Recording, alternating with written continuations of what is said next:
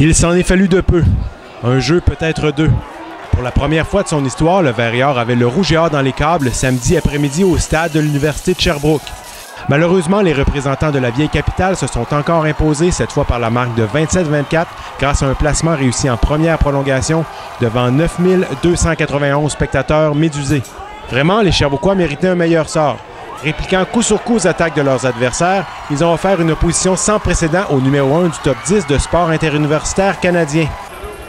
Tout le monde y a cru, à commencer par Jérémy Rock, qui est devenu le 5e quart de l'histoire à atteindre les 10 000 verges de gain par la passe au cours du match. Mais après la tentative de placement raté de Mathieu Hébert sur une distance de 40 verges en première prolongation, les Lavallois se sont amenés profondément dans le territoire des autres pour finalement s'enfuir avec la victoire grâce à un placement de 9 verges de Dominique Lévesque.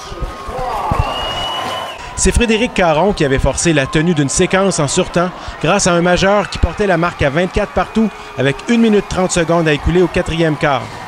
Les visiteurs auraient pu mettre un terme à la rencontre quelques instants plus tard, mais la tentative de placement de Lévesque a frappé la barre horizontale. Avant cette fin de match rocambolesque, les deux formations ont offert un excellent spectacle, à commencer par le Rouge et Or qui a rapidement pris les devants tôt au premier quart. Dès le deuxième jeu offensif des siens, le quart Hugo Richard a rejoint Benoît Gagnon en plein centre du terrain. Ce dernier a ensuite galopé jusque dans la zone des buts. Un jeu passé-course de 72 verges.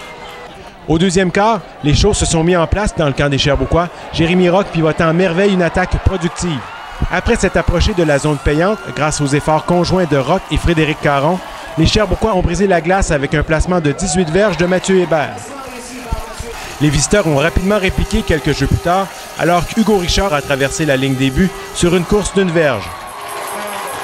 Après le deuxième placement du match de Mathieu Hébert, Carl Gagnon-Bisaillon a semé l'hystérie chez les partisans du Vert-et-Or en marquant son premier majeur de la saison sur un jeu passé-course de 57 verges.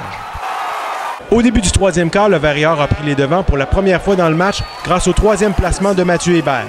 Les visiteurs ont cependant marqué 10 points sans réplique grâce à Dominique Lévesque sur un placement et Félix Faubert-Lucier qui a capté une passe de 9 verges du quart Marc-Antoine Langevin qui était venu en relève à Hugo Richard.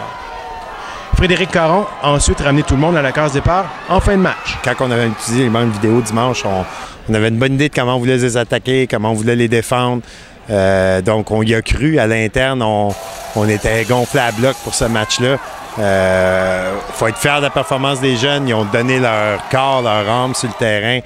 C'est brise-cœur de se ramasser avec un résultat, avec une défaite, mais je pense que c'est définitivement quelque chose sur lequel construire pour la suite de la saison. On était vraiment préparés, on y croyait vraiment, puis notre objectif c'est d'amener le respect pour notre équipe et de vouloir gagner. Fait que je pense que c'est pas comme ça accompli, mais on est près de notre but. C'est la preuve qu'on fait partie des meilleures équipes de la Ligue, puis on sait là qu'on veut être, fait que je pense que le monde va nous respecter puis ça va amener des bonnes choses. Je pense qu'on était pas mal fébrile. On aurait bien ça commencé à défensive, mais c'est pas ça qui est arrivé. Je pense qu'on a bien joué, malgré tout, on les a forcés à faire un field goal. Je pense que c'est le plus gros qu'on pouvait faire. On les a arrêtés à la ligne de 1, je pense que ça s'est joué là, puis à un moment donné, c'est un versus l'autre, c'est ça qui arrive. Le Vert-et-Or se rendra à Montréal samedi prochain pour y affronter les Carabins de l'Université de Montréal. Pascal Morin, Vert-et-Or Télé.